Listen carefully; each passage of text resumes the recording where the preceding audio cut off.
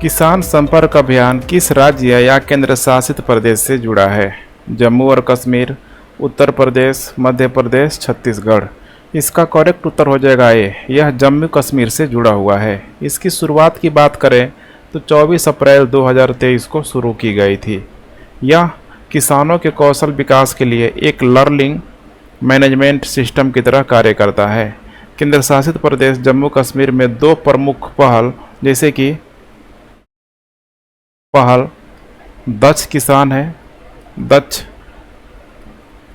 किसान और किसान साथी, और किसान साथी के माध्यम से कृषि क्षेत्र के इतिहास में एक महत्वपूर्ण मोड़ देखा जा रहा है। किसान साथी में भी किसानों ने काफ़ी उत्साह दिखाया हुआ है और अभी जो चल रहा है लर्निंग मैनेजमेंट सिस्टम, इसमें दक्ष किसान काफ़ी कह सकते हैं कि अपना कंट्रीब्यूशन या फिर अपनी जन भागीदारिता को दिखा रहे हैं।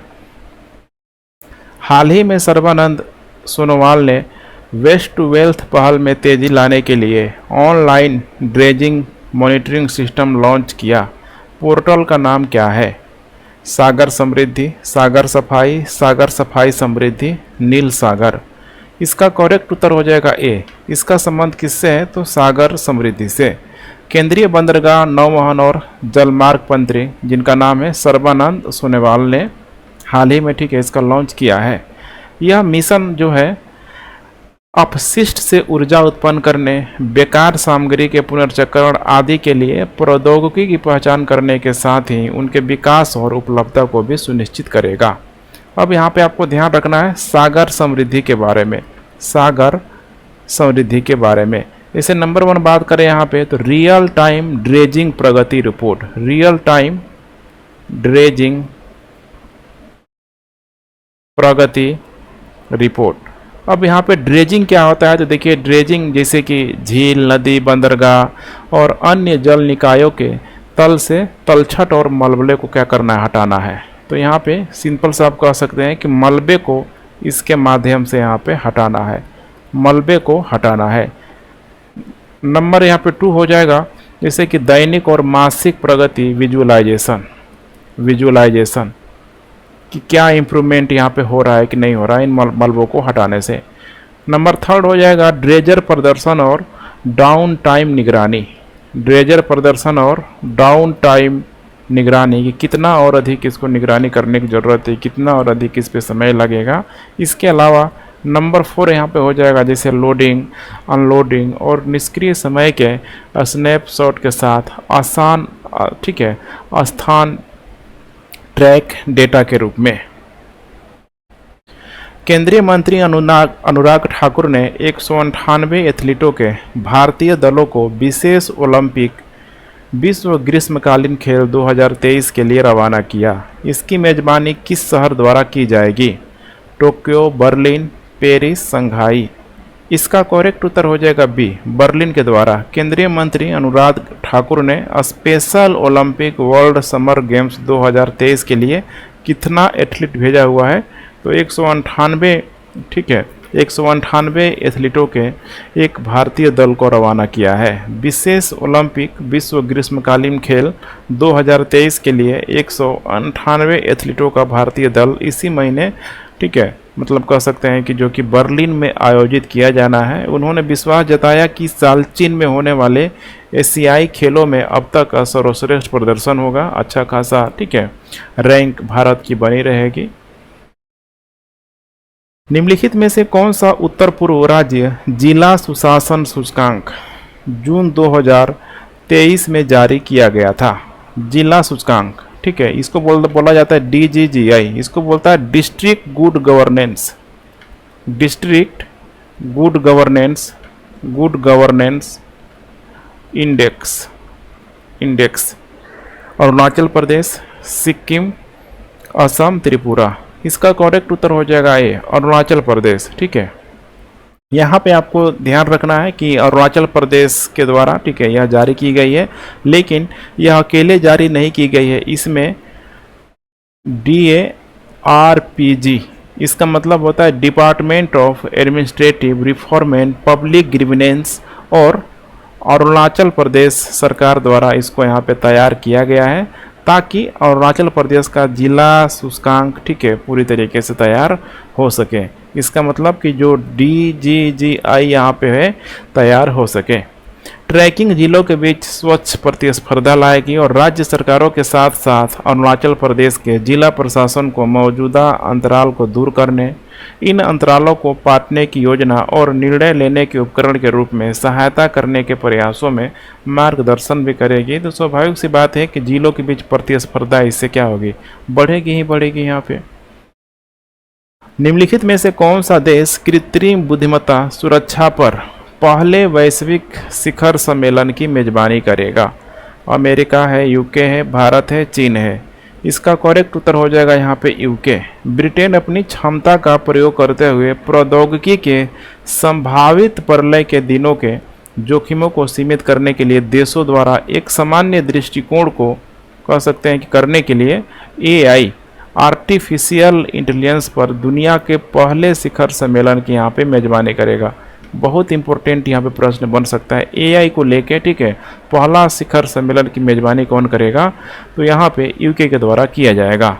अभी AI में जो महारत कंपनी है, जैसे कि US की जो कंपनी है प्लांटिर, इसका नाम है प्लांटिर टेक्नोलॉजी, प्लांटिर टेक्नोलॉजी भी यूके में अपना नया यूरोपीय मुख्यालय बनाने की, ठीक है, घोषणा कर सकता है।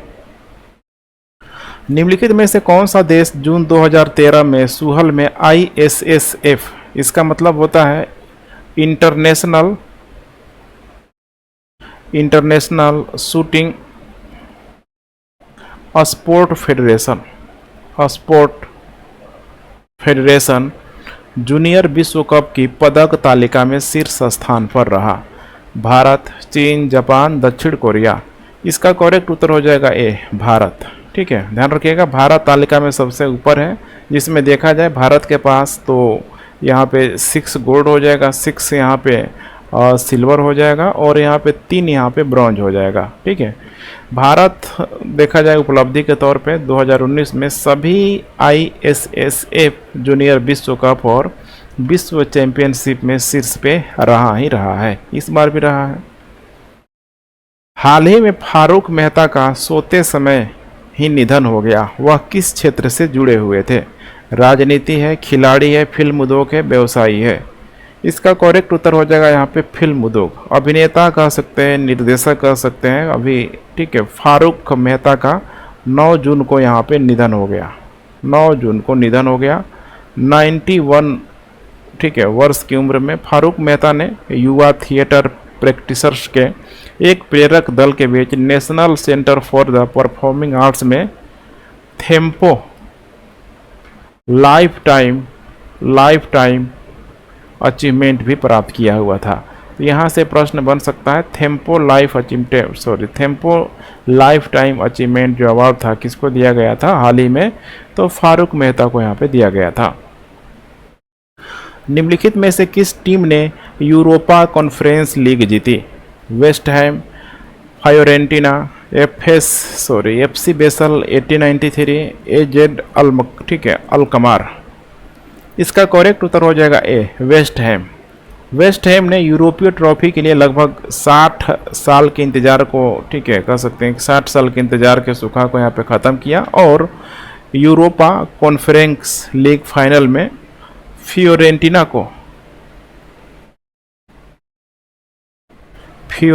को 2-1 से यहाँ पे पराजित किया। किसके द्वारा? वेस्ट हैम के द्वारा।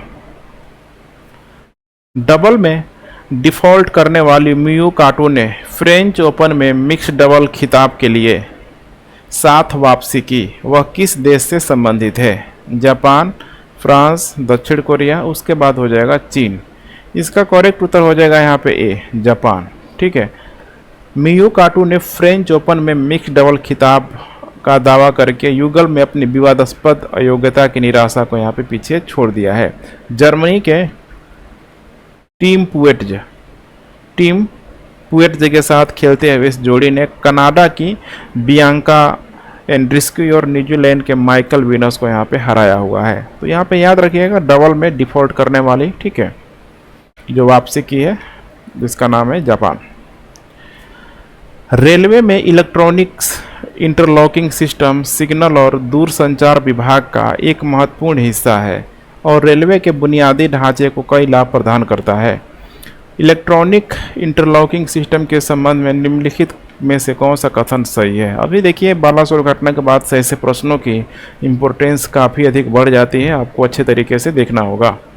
चलिए इसका देख पा रहे हैं, यह सिग्नल ऑपरेशनों में मानवीय त्रुटियों की संभावना को कम करता है। बिल्कुल सही है यहाँ पे, लेकिन पूछ रहा है कि कौन सा कथन सत्य नहीं है। बिल्कुल ये सही है, ठीक है। यहाँ पे EIS का जो उद्देश्य है, इलेक्ट्रॉनिक इंटरलॉकिंग सिस्टम का जो उद्देश्य है, परस्पर विरोधी मार्गों से बचकर मानवीय निरीक्षण के कारण होने वाली त्रुटियों को रोककर सुरक्षित ट्रेन संचालित करने की यहाँ पे सुनिश्चित करना है, ठीक है। It's manage the route setting and signalling based on the train's route and movement. बिल्कुल सही है, यह अनिवार्य रूप से एक सुरक्षित प्रणाली है जो खतरनाक स्थितियों को उत्पन्न होने से यह रोकती है। EIS का वर्क स्टेशन से केंद्रीय रूप से नियंत्रित नहीं किया जा सकता। अब यही जो है कह रहा है कि केंद्रीय रूप से नियंत्रित नहीं किया जा सकता है, यही सही नहीं है। EIS को वर्क स्टेशन से केंद्रीय रूप से नियंत्रित किया जा सकता है, जो अक्सर सिग्नल बॉक्स पर या नियंत्रण केंद्र में स्थित होता है। यह परस्पर विरोधी मार्गों की रोकथाम सुनिश्चित करके कुशल और सुरक्षित रेल संचालन में योगदान देता है। बिल्कुल सही है, यहाँ पे जो EIS जो प्रणाली है एक तकनीक रूप से उन्नत प्रणाली है जिनका उपयोग रेलवे सिग्नलिंग में सिग्नल हो गया, पॉइंट और रेलवे ट्रैक के अन्य परिचालन पहलुओं को नियंत्रित करने के लिए किया ही जाता है। निम्नलिखित कथनों पर विचार कीजिए। वडनगर गुजरात के महत्वपूर्ण भूमि बंदरगाह, यहाँ पे देख पा रहे स्थलपट्टन जिसका नाम है में से एक के रूप में जाना जाता है। वडनगर बौद्ध धर्म के समित्य संप्रदाय का एक महत्वपूर्ण केंद्र था। इसमें देखा जाए तो दोनों का दोनों ऑप्शन यहाँ पे करेक्ट है, ठीक है। करेक्ट उत्तर हो जाएगा यहाँ पे C। यहाँ पे हम लोग जानते हैं वडनगर शहर के बारे में, ये देखने के लिए मिल जाएगा आपको उत्तरी गुजरात में। नॉर्थ गुजरात में वडनगर शहर अपने समृद्धि और जटिल इतिहास के कारण महत्वपूर्ण सांस्कृतिक प्रासंगिकता रखता है। अपने इतिहास के विभिन्न कालखंडों के दौरान वडनगर से अलग अलग नामों से जाना जाता है। जैसे कि वडनगर को अलग अलग समय में अलग अलग नामों से यहाँ पे जाना गया है। जैसे कि इसको अनर्थपुरा, आनंदपुर,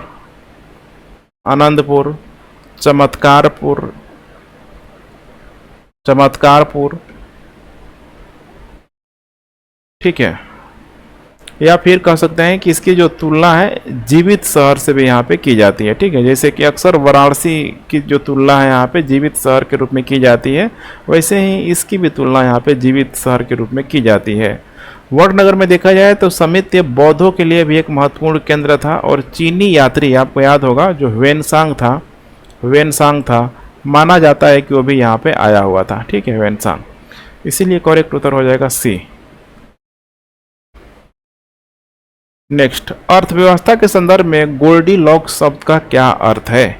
यह स्थिर आर्थिक विकास, कम बेरोजगारी और मध्यम मुद्रास्फीति की विशेषता है। बिल्कुल सही है, यहाँ पे ध्यान रखिएगा, ठीक है। एक अर्थव्यवस्था के लिए गोल्डीलॉक्स, ठीक है, इन सारे ही चीज़ों पे यहाँ पे खरा उतरता है। इस प्रकार की अगर अर्थव्यवस्था में देखा जाए तो जैसे कि व्यवसाय और उपभोक्ता के लिए आदर्श है, क्योंकि यह विकास और निवेश के लिए एक स्थिर वातावरण यहाँ पे प्रदान करता है। तभी जाके आर्थिक विकास होगा, कम बेरोजगारी होगी, मध्यम, ठीक है, जो भी मुद्रास्फीति है, बहुत अधिक महंगाई दर यहाँ पे क्या रहेगी, नहीं रहेगी। इसकी देखा जाए, ठीक है, तो USA से माना जाता है कि इसको यहाँ पे लिया गया है। संयुक्त राज्य अमेरिका में आर्थिक स्थितियों का वर्णन करने के लिए गोल्डीलॉक्स अर्थव्यवस्था शब्द का पहली बार 1990 में यहाँ पे उपयोग किया गया था। निम्नलिखित में से किस राज्य ने जून 2023 में G20 शिखर सम्मेलन की मेजबानी की। G20 का मतलब है यहाँ पे supreme audit institution 20। Goa, Uttar Pradesh, Sikkim, Madhya Pradesh. इसका करेक्ट उत्तर हो जाएगा A, गोवा के द्वारा 3 दिवसीय सुप्रीम ऑडिट इंस्टीट्यूशन 20 शिखर सम्मेलन 12 जून से गोवा में आयोजित किया जा रहा है। और भारत के नियंत्रक एवं महालेखा जो परीक्षक हैं कैग, के जो ठीक है जो प्रमुख है यहाँ पे गिरीश चंद्र मुर्मू, गिरीश चंद्र मुर्मू। यहाँ पे वे भाषण देंगे, स्पीच देंगे। भारत के नियंत्रक और महालेखा परीक्षक ने साई-20 एंगेजमेंट ग्रुप के 2 प्राथमिकता वाले क्षेत्रों पे बहुत अधिक जोर दिया है, जैसे कि नंबर 1 है यहाँ पे ब्लू इकोनॉमी और रिस्पॉन्सिबल आर्टिफिशियल इंटेलिजेंस। ठीक है, इन दोनों ही पहलुओं पे बहुत अधिक यहाँ पे ठीक है बल दिया हुआ है और इस पर सहयोग का प्रस्ताव भी दिया हुआ था। निम्नलिखित में से किस टीम ने आईसीसी विश्व टेस्ट चैंपियनशिप जीती? ये तो सबको पता होगा। ठीक है, भारत, न्यूजीलैंड, ऑस्ट्रेलिया, पाकिस्तान। इसका करेक्ट उत्तर हो जाएगा यहाँ पे सी, ऑस्ट्रेलिया के द्वारा। ऑस्ट्रेलिया ने द ओवल इंग्लैंड में WTC 2023 फाइनल में भारत पर 209 रन की जीत के साथ विश्व टेस्ट चैंपियनशिप जीती। यहाँ पे जो प्लेयर ऑफ द मैच दिया गया था, ऐसे प्रश्नों को भी पूछा जा सकता है क्योंकि काफ़ी बड़ा मैच था। Player of the match Travis head को दिया गया उनकी 163 रन बनाने की पारी को लेके। इस जीत के साथ देखा जाए तो ऑस्ट्रेलिया क्रिकेट के इतिहास में एकमात्र ऐसी टीम बन गई है जिसने आईसीसी मेंस ठीक है क्रिकेट वर्ल्ड कप हो गया, आईसीसी मेंस चैंपियन ट्रॉफी हो गया, ICC men's T20 world cup और अब आईसीसी वर्ल्ड टेस्ट चैंपियनशिप भी यहाँ पे जीत लिया है। WTC को अंतर्राष्ट्रीय क्रिकेट परिषद द्वारा 2019 में पेश किया गया था। निम्नलिखित में से किस व्यक्ति ने फ्रेंच ओपन 2023 का पुरुष एकल जीता हुआ है? Caspar rude, Carlos Alcaraz, Alexander Zverev, Novak Djokovic. इसका करेक्ट उत्तर हो जाएगा यहाँ पे डी, नोवाक जोकोविच ने रोलैंड गैरोस में कैस्पर रूड पर सीधे सेटों में जीत के साथ अपना थर्ड फ्रेंच ओपन खिताब जीता और सबसे सफल पुरुष ठीक है एकल टेनिस खिलाड़ी ये बन चुके हैं।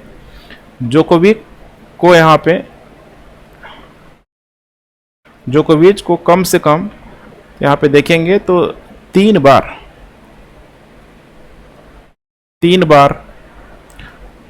4 ग्रैंड स्लम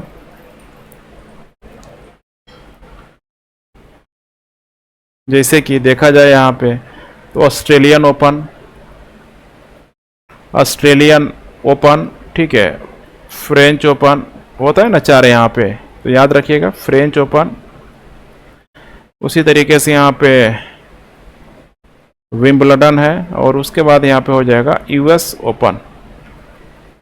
ओपन ठीक है। ऑस्ट्रेलियन ओपन में देखा जाए तो 10 टाइम्स, फ्रेंच ओपन में देखा जाए यहाँ पे तो 3 टाइम्स और विंबलडन में यहाँ पे हो जाएगा 7 टाइम्स और यूएस ओपन में यहाँ पे हो जाएगा 3 टाइम्स ठीक है। इसके अलावा इनके द्वारा बीजिंग 2008 में जब हुआ था ओलंपिक तो उसमें भी इनके द्वारा ठीक है कांस्य पदक यहाँ पे जीता हुआ गया था। निम्नलिखित में से किस व्यक्ति को एप्सन इंडिया ने ब्रांड एम्बेसडर के रूप में हस्ताक्षर किया हुआ है? एप्सन इंडिया ने ब्रांड एम्बेसडर के रूप में हस्ताक्षरित किया हुआ है। रश्मिका मंदाना, अनुष्का शर्मा, किरा आडवाणी, दीपिका पादुकोण। इसका करेक्ट उत्तर हो जाएगा रश्मिका मंदाना। एप्सन इंडिया ने अपने इको टैंक प्रिंटर के लिए रश्मिका मंदाना को अपना ब्रांड एम्बेसडर बनाया हुआ है। शायद ठीक है पुष्पा जो मूवी आया था यही थी ठीक है। वह प्लेयर देखा जाए रश्मिका मंदाना को तो प्लेयर जॉब है यहाँ पे बहुत सारा ठीक है, एक कोलैबोरेशन कर चुकी है। प्लेयर्स जो पॉट हो गया, प्लेयर्स पॉट के साथ साथ यहाँ पे 7 अप, TTK ठीक है, TTK हेल्थ केयर है यहाँ पे, हेल्थ केयर के स्वामित्व वाले ईवा और अन्य जैसे ब्रांडों का समर्थन करती है। वह भारत में ब्रांडों का समर्थन करने वाली शीर्ष देखा जाए तो 20 हस्तियों की सूची में ठीक है मतलब शामिल हो चुकी है रश्मिका मंदाना। निम्नलिखित में से किस व्यक्ति को IATA के बोर्ड ऑफ गवर्नेंस के अध्यक्ष के रूप में यहाँ पे चुना गया है? पीटर एल्बर्स, यवोन मंजी माकोलो, अजय सिंह, विनय दुबे। इसका करेक्ट उत्तर हो जाएगा यहाँ पे A, Pieter Elbers. Pieter Elbers, Pieter Elbers को IATA, इसका मतलब होता है इंटरनेशनल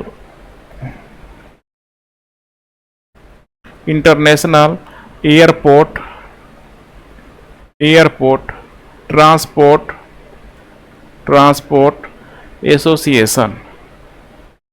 एसोसिएशन बोर्ड गवर्नर का अध्यक्ष इनको चुना गया है। वह जून 2024 से रवांडेयर के CEO योवोन मंजी मकोलो का स्थान लेंगे। पीटर एल्बर्ट इंडिगो के CEO है, ध्यान रखिएगा, इंडिगो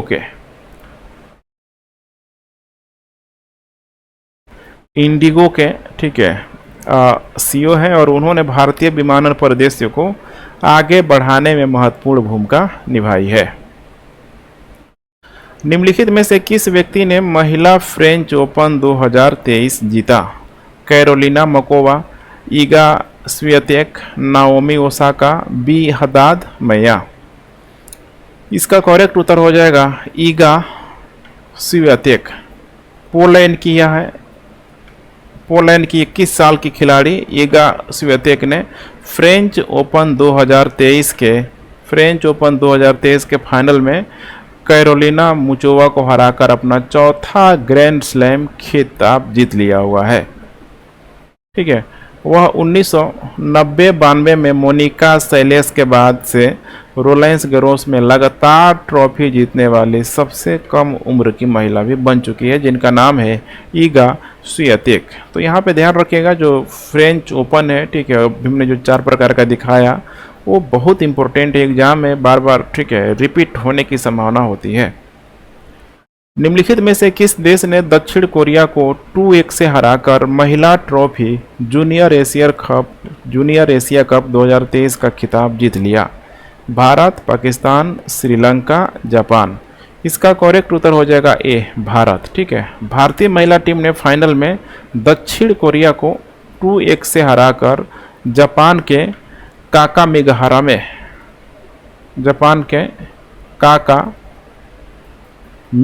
में अपना पहला महिला जूनियर एशियन कप यहाँ पे खिताब जीता हुआ है।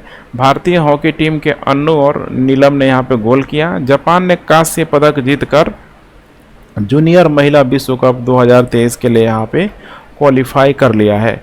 इस महीने की शुरुआत में भारत ने पाकिस्तान को फाइनल में हराकर पुरुष junior Asia cup hockey tournament में भी यहाँ पे जीता हुआ था। अभिनेता मंगल ढिल्लों का 64 साल की उम्र में कैंसर से जूझने के बाद निधन हो गया। वह किससे संबंधित है? राजनीति, खिलाड़ी, मनोरंजन, व्यवसायी। करेक्ट उत्तर हो जाएगा यहाँ पे सी, मनोरंजन। जाने माने अभिनेता मंगल ढिल्लों का कैंसर के कारण हाल ही में उनका निधन हो गया। वह जुनून और बुनियाद जैसे शो में अपने उल्लेखनीय अभिनय कौशल और यादगार प्रदर्शन के लिए जाने जाते थे।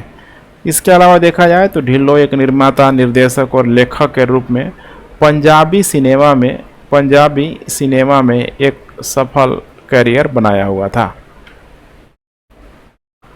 उत्तर प्रदेश के निम्नलिखित में से किस स्थान पर 11 जून 2023 को G20 विकास मंत्रियों की बैठक शुरू हुई है? वाराणसी, लखनऊ, आगरा, कानपुर। इसका करेक्ट उत्तर हो जाएगा ए, वाराणसी में। ठीक है, G20 विकास मंत्रियों की बैठक 11 जून 2023 को वाराणसी अर्थात उत्तर प्रदेश में शुरू हुई।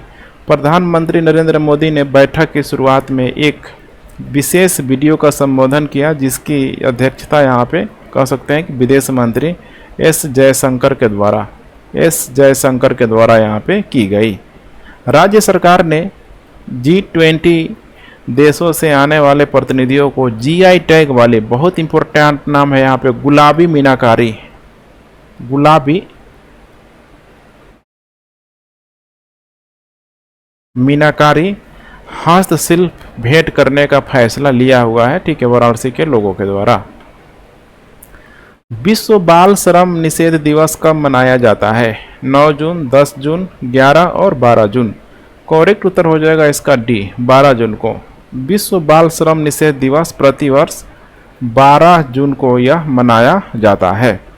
बाल श्रम को विश्व भर में खत्म पर ध्यान केंद्रित करने के लिए ILO इंटरनेशनल लेबर ऑर्गेनाइजेशन अंतर्राष्ट्रीय श्रम संगठन द्वारा इसी दिन की शुरुआत की गई है।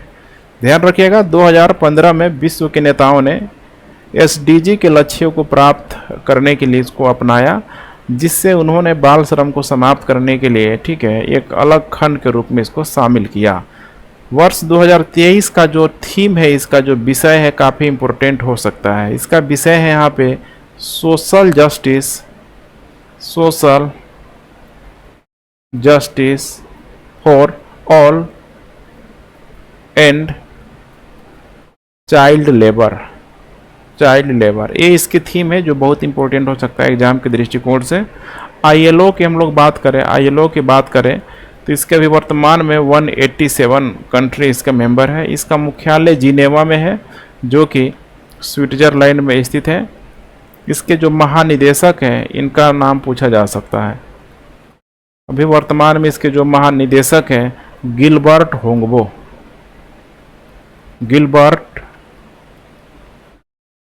होंगबो।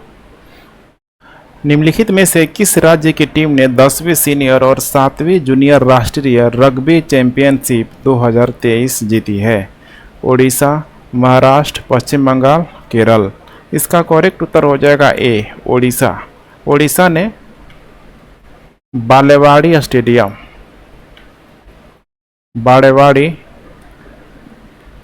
स्टेडियम में 10वीं सीनियर राष्ट्रीय रग्बी चैंपियनशिप के फाइनल में महाराष्ट्र को 31-7 के बड़े अंतर से यहाँ पे हराया हुआ है।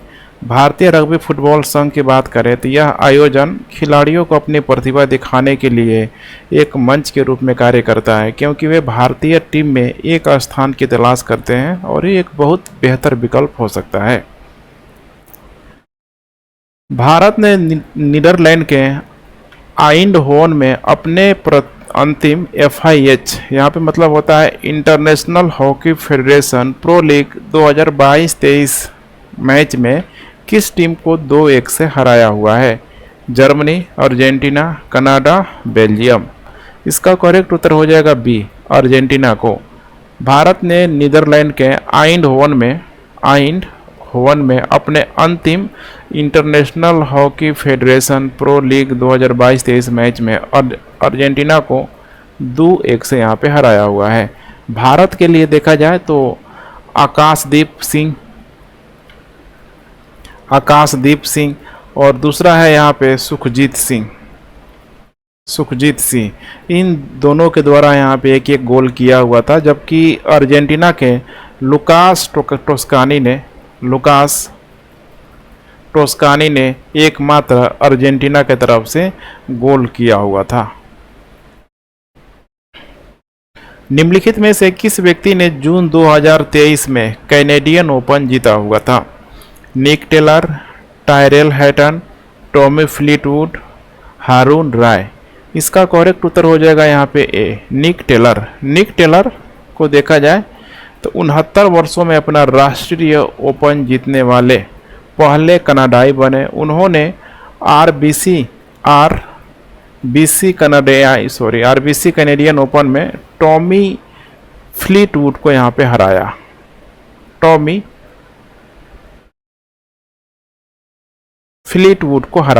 कैनेडियन ओपन जीतने वाले कनाडा के आखिरी जो खिलाड़ी थे 1954 में, ठीक है, वैंकूवर पैट फ्लेचर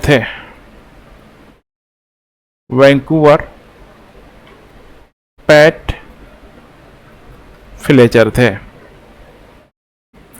निम्नलिखित में से किस व्यक्ति को जून 2023 में UIDAI, इसका मतलब unique identification authority of India का CEO नियुक्त किया गया? अमित अग्रवाल, कुमार सिंह, रश्मि चौधरी, ऋचा शर्मा। इसका करेक्ट उत्तर हो जाएगा ए, अमित अग्रवाल को। वरिष्ठ आईएएस अधिकारी अमित अग्रवाल और सुबोध सिंह को, दो लोगों को ध्यान रखेगा, ठीक है। नंबर 1 है यहाँ पे अमित अग्रवाल और दूसरा है यहाँ पे सुबोध सिंह को भारतीय विशिष्ट पहचान प्राधिकरण का सीईओ और राष्ट्रीय परीक्षण एजेंसी का महानिदेशक नियुक्त किया गया है। अग्रवाल की हम लोग बात करें तो ये 1993 के, ठीक है, आईएएस के यहाँ पे बैच हैं और दूसरे हैं यहाँ पे सुबोध सिंह 1997 के बैच के हैं, ठीक है। दोनों छत्तीसगढ़ कैडर के, ठीक है, आईएएस अधिकारी हैं। अमित अग्रवाल को ध्यान रखिएगा, यूआईडीएआई का सीईओ है और सुबोध सिंह को यहाँ पे राष्ट्रीय परीक्षण एजेंसी का महानिदेशक चुना गया है। Indian council of medical research India diabetes द्वारा किए गए हालिया अध्ययन ने पुष्टि की है कि जून 2023 में अब तक भारत में कितने मधुमेह रोगी हैं। 101 मिलियन, 100 मिलियन, 90 मिलियन, 80 मिलियन। इसका करेक्ट उत्तर हो जाएगा यहाँ पे ए, 101 मिलियन। भारतीय चिकित्सा अनुसंधान परिषद के एक अध्ययन के अनुसार भारत दुनिया की मधुमेह की यहाँ पे राजधानी है। सोचिए यहाँ पे, ठीक है, भारत दुनिया की मधुमेह की यहाँ पे राजधानी है, सबसे अधिक यहीं पे पाया जा रहा है, इसीलिए इसको मधुमेह की राजधानी भी बोला जाता है, जो दिखाता है कि देश में अब तक 101 मिलियन मधुमेह रोगी है, ठीक है, जिनमें 136 मिलियन पूर्व मधुमेह व्यक्तियों की रोकथाम की यहाँ पे आवश्यकता है। मधुमेह की यहाँ पे बात करें, मधुमेह शुगर, ठीक है, तो यहाँ पे टॉप अगर हम लोग राज्यों की बात करें तो गोवा है। गोवा में लगभग 26.4% उच्चतम प्रसार के साथ है। दूसरे नंबर पे देखा जाए यहाँ पे तो पुडुचेरी है यहाँ पे, ठीक है, पुडुचेरी है यहाँ पे 26.3% के प्रसार के साथ। तीसरे नंबर पे हो जाएगा यहाँ पे केरला हो जाएगा यहाँ पे 25.5%। और सबसे कम यहाँ पे देखा जाए, सबसे यहाँ पे लिस्ट देखा जाए तो ये हो जाएगा उत्तर प्रदेश, यहाँ पे महज 4.8% की यहाँ पे दर्ज की गई है। महाराष्ट्र में निम्नलिखित में से किस खाड़ी में भारत की पहली ट्विन टैंक अंडरसी रेल सुरंग का निर्माण किया जाना है? Panvel creek, Karanja creek, Thane creek, Taloja creek. इसका, ठीक है, इसका करेक्ट उत्तर हो जाएगा यहाँ पे ठाणे क्रीक। ध्यान रखिएगा, ठाणे क्रीक। ये पूरा, ठीक है, अंतर ज्वारीय क्षेत्र है, अंतर ज्वारीय क्षेत्र में स्थित ठाणे क्रीक पर लगभग 7 किलोमीटर का अंडर सी सुरंग भारत में पहली अंडर सी रेल सुरंग होगी। यह देश के हाई स्पीड रेल कॉरिडोर की 21 किलोमीटर लंबी सुरंग का हिस्सा है, जो बांद्रा कुर्ला कॉम्प्लेक्स में भूमिगत रेलवे स्टेशन को महाराष्ट्र में सिलफटा से यहाँ पे जोड़ती है, सिलफटा से यहाँ पे जोड़ेगी। टनल की गहराई देखा जाए जमीन से तो 25 फीट से 65 फीट की गहराई होगी, जो काफ़ी गहरी यहाँ पे होती है। निम्नलिखित में से किस जल निकाय में भारतीय नौसेना ने जून 2023 में ट्विन सीबीजी ऑपरेशन यहाँ पे किया? हिंद महासागर, बंगाल की खाड़ी, अरब सागर, अदन की खाड़ी। इसका करेक्ट उत्तर हो जाएगा यहाँ पे सी, अरब सागर। भारतीय नौसेना ने अरब सागर में 35 से अधिक विमानों को शामिल करते हुए बड़े पैमाने पर सीबीजी, इसका मतलब होता है यहाँ पे carrier battle group, carrier battle group का यहाँ पे ऑपरेशन किया गया है। सीबीजी की बात करें तो एक नौसैनिक बेड़ा है जिसमें एक विमान वाहक पोत और इसके कई एस्कॉर्ट जहाज शामिल है।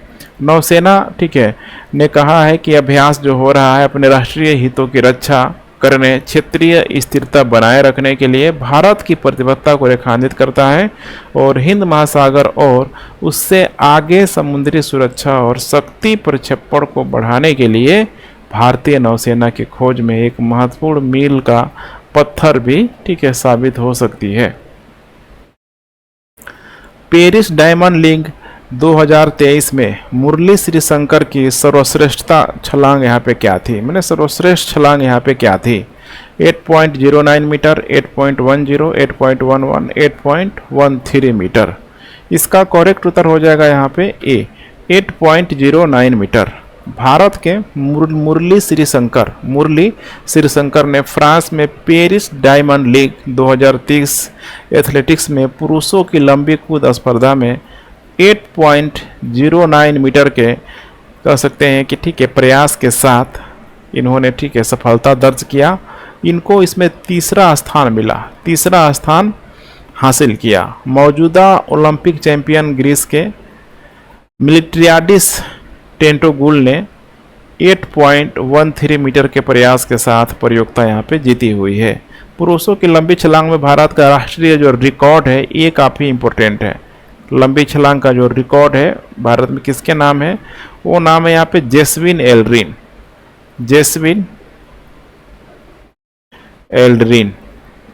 के नाम है। इनके द्वारा यहाँ पे 8.42 मीटर की यहाँ पे ठीक है छलांग लगाई गई थी।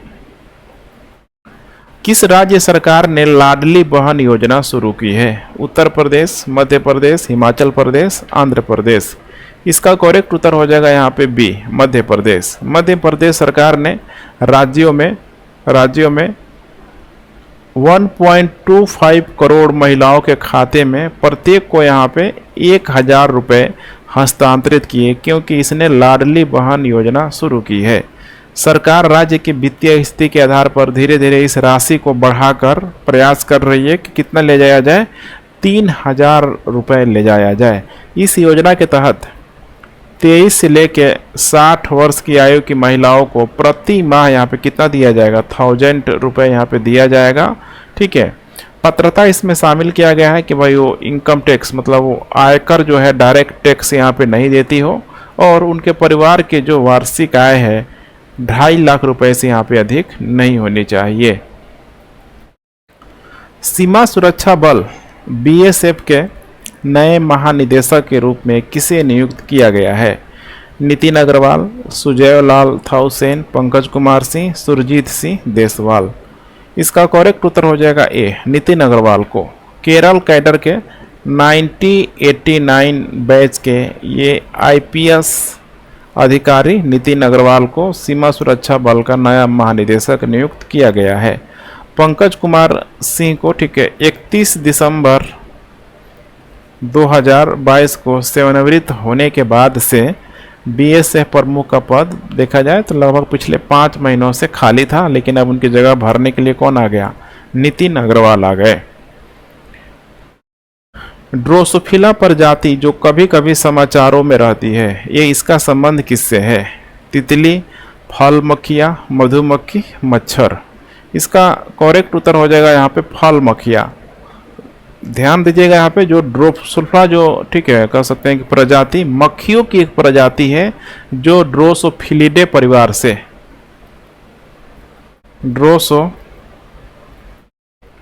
फिलेडे परिवार से संबंधित है, जिनके सदस्यों को अक्सर छोटी फल मक्खिया या पोमेस मक्खिया, सिरका मक्खिया या शराब मक्खिया भी कहा जाता है। कई नाम है यहाँ पे, जैसे नंबर 1 है यहाँ पे छोटी फल मक्खी, छोटी फल मक्खी, इसके अलावा सिरका मक्खी, शराब मक्खी भी यहाँ पे बोला जाता है। शराब मक्खी कई प्रजातियों की विशेषता का एक संदर्भ है जो ज्यादा पके हुए या सड़े हुए फलों के आसपास से मंडराती रहती है, तो इसीलिए चर्चा में है ड्रोसोफिला प्रजाति। हाल ही में खबरों में रहे जतन सॉफ्टवेयर के बारे में निम्नलिखित में से कौन सा सही है? यह भारत में उच्च शिक्षा प्रणाली में गुणवत्ता प्रबंधन के लिए है। किसके लिए है यहाँ पे? तो ध्यान रखिएगा, ठीक है, उच्च शिक्षा प्रणाली में गुणवत्ता प्रबंधन के लिए है। ये गलत स्टेटमेंट है। इसने टियर 1 और 2 शहरों में प्रदूषण के स्तर पर नजर रखने के लिए विकसित किया गया था। ये भी गलत है। यह भारतीय संग्रहालयों के लिए एक डिजिटल संग्रह प्रबंधन प्रणाली है। सी ऑप्शन यहाँ पे करेक्ट है, ध्यान रखिएगा, ठीक है। इसको आपको समझना है जतन के बारे में। जतन जो है यहाँ पे HCDC ग्रुप, ठीक है, जो भारत की जो सरकारी कंपनी है यहाँ पे सी डैक पुणे के द्वारा, ठीक है, जतन को यहाँ पे, ठीक है, डिजाइन किया गया है या फिर उसको विकसित किया गया है, जो भारतीय संग्राहकों के लिए है, ठीक है, जो भारतीय जो इंडियन म्यूजियम है उसके लिए एक डिजिटल संग्रह प्रबंधन प्रणाली है। डिजिटल नाम से ही लग रहा है ना, जतन डिजिटल संग्रह प्रणाली है। यह एक क्लाइंट सर्वर एप्लीकेशन है जिसमें इमेज क्रॉपिंग हो गया, water marking, unique numbering, multimedia प्रतिनिधि के साथ डिजिटल ऑब्जेक्ट का प्रबंधन, डबलिन कोर मेटाडेटा अनुपालन, संग्रहालय क्यूरेटर और इतिहासकारों के लिए सहयोगी ढांचा हो सकता है, खोज और पुनर्प्राप्ति, पोर्टल के लिए एक्सेस कंट्रोल जैसी विशेषताएं हैं। इसको चलाया जा रहा है भारत सरकार के संस्कृति मंत्रालय के द्वारा, ठीक है, भारत भर के 10 राष्ट्रीय संग्रहालयों में जतन को, ठीक है, सफलतापूर्वक यहाँ पे तैनात किया गया है। हाल ही में ऑपरेशन अमानत खबरों में था, यह किससे संबंधित है? रेलवे सुरक्षा बल ने यात्रियों के लिए अपना खोया हुआ सामान वापस पाना आसान बनाने के लिए एक अनूठी पहल की है। पहले ही स्टेटमेंट संयोग बस यहाँ पे सही है, करेक्ट उत्तर हो जाएगा यहाँ पे ए। ऑपरेशन अमानत की हम लोग बात करें तो ऑपरेशन अमानत पहले के तहत रेलवे सुरक्षा बल ने यात्रियों के लिए अपना खोया हुआ सामान वापस पाना आसान बनाने के लिए एक अनूठी पहल की है। फोटो के साथ खोए हुए सामान का विवरण संबंधित मंडलों के जो भी आरपीएफ रेलवे पुलिस जो फोर्स वाले जो भी यहाँ पे कर्मियों द्वारा अपलोड किया जाता है। यात्री यह जांच कर सकते हैं कि उनका जो सामान गुम हो गया था, रेलवे परिसर या ट्रेनों में खो गया था, स्टेशन पर खोई सामग्री कार्यालय केंद्रों पर उपलब्ध है कि नहीं है, ठीक है।